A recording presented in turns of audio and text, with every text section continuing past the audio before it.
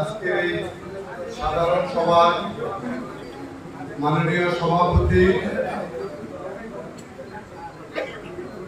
Bangladesh chemist and ড্রাগিস্টের কেন্দ্রীয় সভাপতি, মঞ্চে উপবিষ্ট পরিচালকবৃন্দ, সহসভাপতিবৃন্দ এবং বিভিন্ন জেলা থেকে আগত সভাপতিবৃন্দ এবং আমার সামনে উপবিষ্ট নীলফামারী জেলার সকল নেতৃবৃন্দ এবং কেমিস্ট ভাইরা, আসসালামু আলাইকুম। আমরা সবাই দাবির কথা বললাম, বিভিন্ন দাবির কথা বলছি। এমআরপি বাস্তবায়ন, কমিশন বৃদ্ধি, কিন্তু এইসব দাবি বাস্তবায়ন করতে গেলে প্রথমে প্রয়োজন সাংগঠনিক দক্ষতা।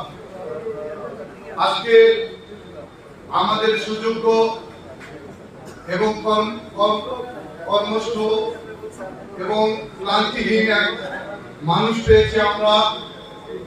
কেন্দ্রীয় কেন্দ্রীয় সভাপতি মাইনুল হক চৌধুরী, উনি আমাদের বিভিন্ন জেলায় বিভিন্ন আনাচে কানাচে ঘুরে আমাদেরকে শক্তিশালী করার জন্য কর্মপন্থা হাতে নিয়েছে, যার পরিকল্পনায় আজকে সারা বাংলাদেশের কেমিস্ট এবং ড্রাগিস্ট সবাই আমরা একত্রিত হতে পেরেছি এবং এই একত্রিত হওয়ার ফল হিসাবে আজকে আমরা দীর্ঘদিন পর 25% আন্দোলন যেতে পেরেছি এবং আমরা সারা দেশে 3 তারিখের ধর্মঘটের জন্য একটা অভূতপূর্ব সাড়া পেয়েছি।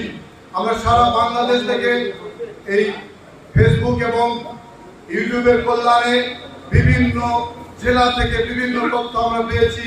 তাতে মনে করেছিলাম যদি 3 তারিখে বাংলাদেশে এই ধর্মঘট হইতো তাহলে সারা বাংলাদেশ অচল হয়ে যেত, কিন্তু এই আজকের এই অবস্থান তৈরি করার জন্য আমি মনে করি সাংগঠনিক দক্ষতা আজকে আমাদের সভাপতি দেখিয়েছে।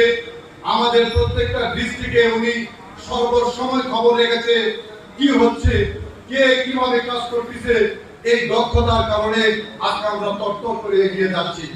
আমি আশা করব সামনের দিনে আমাদের সভাপতি মহোদয় আর পরিচালক মহোদয়, সহসভাপতি মহোদয়, তারা সবাই মিলে আমাদেরকে এমন একটা প্ল্যাটফর্ম দাঁড় করিয়ে দিবে যাতে ভবিষ্যতে এমআরপির কথা আমাদেরকে দাবি করতে হয় না, আমাদের এক্সপায়ারির কথা দাবি করতে হবে না।